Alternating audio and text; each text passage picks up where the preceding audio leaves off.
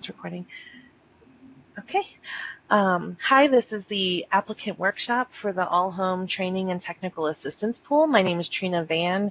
I work with All Home. I'm joined by my colleague Dimitri Gross and Joanna Armstrong with King County Department of Community and Human Services. Joanna's helping us with the procurement and contracting pieces of this work. Before we jump in to the slides that you're viewing now, I wanted to share a few details about All Home, who we are, and how this work fits into our services and programming.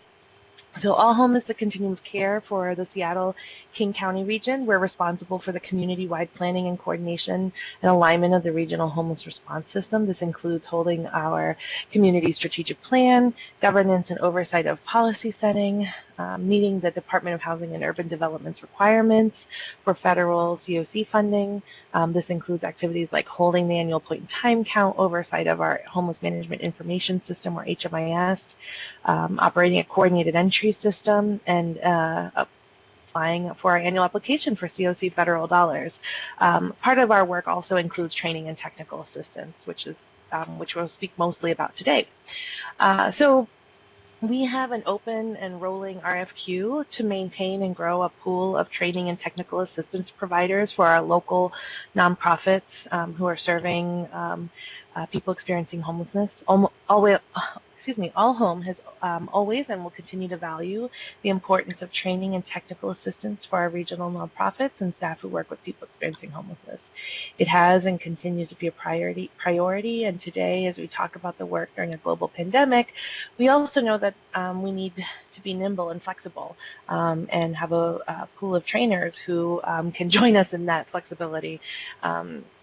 As we are adapting and learning what our local needs are and how our learning environment has to evolve in these times. If selected, you're going to become part of a pool of trainers and technical assistance providers from which we, All Home staff, and local nonprofits can draw from. We're recruiting people, firms, and organizations who have the following expertise and are also especially interested in trainers and TA providers who are women, people of color, represent other historically marginalized communities, and people with experiences of homelessness. Our learning and TA priorities include homeless housing best practices, skills like motivational interviewing, trauma-informed care, housing first, harm reduction, rapid rehousing, and diversion. We also are prioritizing technical assistance providers who have expertise in organizational development strategies, nonprofit leadership, and data analysis. And because we're working to address root causes of homelessness and know that to end homelessness, we must also examine and disrupt unjust and oppressive practices, racial and social justice topics are intentionally woven through all types of support we offer. We'll speak to the application itself in a minute. Joanna's going to lead us through that piece. But if selected, I want to outline a few ways we'll work with you as we move forward. So as a trainer, when All Home has identified a training need, we'll connect with trainers in this pool to explore who might have the relevant skills or expertise to support the training. We'll work with our partners in the community who include local leaders with lived experience of homelessness to select trainers who meet our needs and priorities, and then we'll move forward with developing that scope of work and next steps. In most, if not all cases, you'll be working with All Home staff to design and schedule those trainings. For technical assistance providers, as requests for technical assistance come in from our local nonprofits, we'll share providers' names from the pool and your application materials for their review, and they'll reach out to you directly to set up a time to talk through their needs and goals and determine if you're a good fit with what they're looking to achieve. Once you've all confirmed that, you and the nonprofit then can scope out that work, and All Home staff will approve it before you actually initiate the work. But I just want to be kind of explicit up front that we won't be referring TA providers to nonprofits directly. We are going to serve as sort of the connection and liaison for that work to happen. So I think that's all I wanted to share on that piece. I think I'll hand it over to Joanna now. Thank you. Hi, everyone. My name is Joanna Armstrong. I am the procurement lead for this RFQ. An RFQ is request for qualifications to be considered to enter this pool.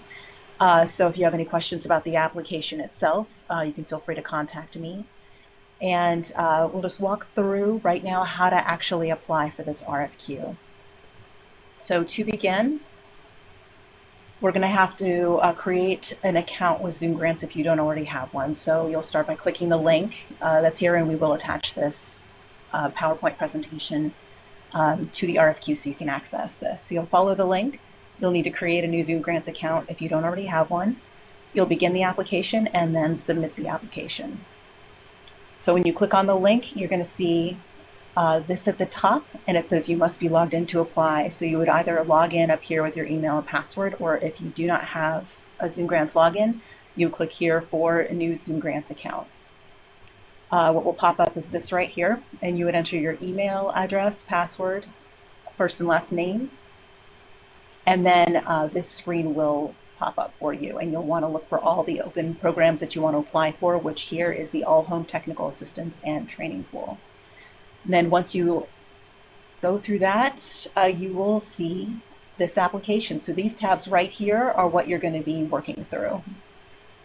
The first one is a summary tab, and if you would like to see the instructions, you can click Show Hide. That will give you more information if you need. Up here you would answer, are you applying to be a trainer, a technical assistance coach, or both? So you would just enter over here. Fill out your own information. And then for organization, if you are applying on behalf of an organization, you would fill that all in here. If you are just applying as yourself, you would just enter your own information here. Same for the CEO, executive director. If you're applying as an individual, then you just fill out your own first name, last name, title, and email. You would click Next to proceed. And then the second tab here is Cover Page. So here what we're trying to find is just what services you want to be providing, training, technical assistance, or both. If you're a woman, LGBTQ, minority-owned, led, or you have somebody with lived experience, you would just indicate that here.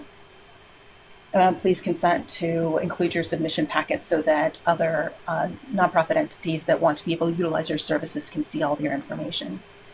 And then here is where you would tell us what your areas of expertise are. So in homeless housing strategies, working with the following populations, expertise in organizational development, and your experience in social justice. So when you're done with that, you submit your cover page and then click Next. And then this is the last step for the application. So you're going to have 4 questions where you can talk a little bit more about your experience. So just give us all the information, background you have on your areas of expertise. The first question is train the trainer settings and as experience as a trainer, technical assistance provider, or consultant. Second one is why you're interested in participating in the system transformation efforts underway here. Third one is what experience you have in homeless housing best practices, homeless housing operations or service provisions, and nonprofit management and data analysis. And then the fourth question you have to answer is what experience you have in promoting racial equity and social justice. So these 4 are going to tell us a little bit more about your background, where you got your expertise, and just anything else you want to share with us. And then the 5th question here is not scored. We just need you to disclose if you've worked in the last year for DCHS. Once you've completed all of this, you would just say you can just submit your application at the end of all of that, and a screen will pop up, and we'll just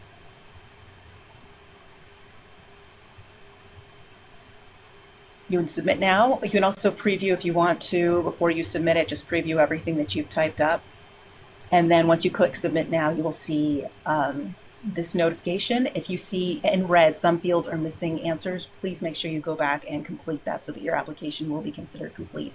If it's incomplete, then we will likely have to reject your application and you would have to start over. So please make sure you have everything there. And then at any time, if you want to go, you can click this button here that says My Account, Home, My Applications, and you can view the status. So it'll show you if your application is incomplete, if it's been submitted, approved, or declined. And then within about a month, at the very most, you will hear back from us about whether you've been approved. We do anticipate this first close being a fairly quick turnaround period for letting you know whether you've been approved or declined. And once you've been approved, you'll receive a contract assigned to just let you know that you are in the pool. and that you will not have any work right away necessarily. And then once you do receive the scope of work, we'll send you a second contract for you to review and sign. So at this point, if there's any questions or any other comments from Dimitri or Trina. Thanks, Joanna. Very straightforward. Quick question. Is there a function to save an application and return to it later? Yes, yes. When you scroll down, I don't know if you can see it here.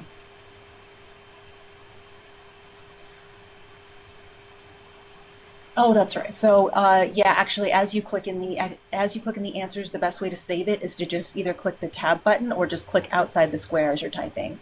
So Zoom Grants does automatically save everything you do, but you do need to make sure as you're typing you either click outside or click the tab button, and you'll see across your screen you'll see saving. So yeah, it is saving as you go, but don't walk away from your computer until you click tab or clicked outside of it just to make sure it's saved. Thank you for that question. Thanks.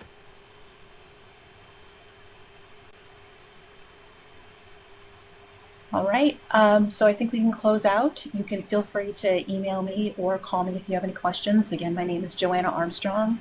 My email address is joaarmstrong@kingcounty.gov. All right, thank you all. If there's nothing else. Thanks, Joanna. Close out. Thanks, Trina. Thanks, Joanna. Thanks, Dimitri. Thank you.